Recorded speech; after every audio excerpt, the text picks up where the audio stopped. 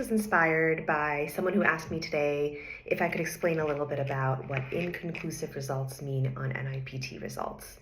So NIPT is non-invasive prenatal testing, and it's a blood test that's done in pregnancy to see if there's an increased risk for certain chromosome changes.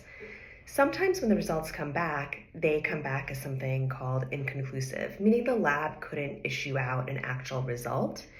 And this happens because the lab actually found a result that was something different than what the intent of the test is actually for. So typically this test looks for the risk for chromosome changes like chromosome 13, 18, 21, and some of the sex chromosomes, or the sex chromosomes.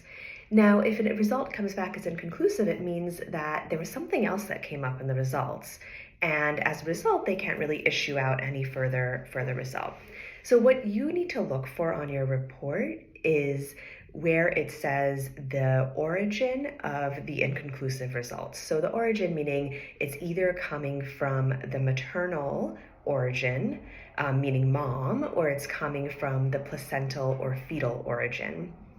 And so a couple things this could mean. If it is a maternal origin, it could mean that mom herself might have mosaicism, meaning two different cell types going on, where there's a genetic change in some cells and normal cells in the other kind of portion of cells.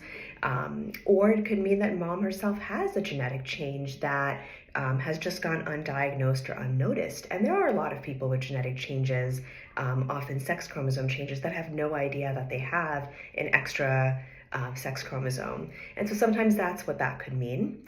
If that is the case, then the very next step is to get a karyotype or a blood test on mom to look at her number of chromosomes.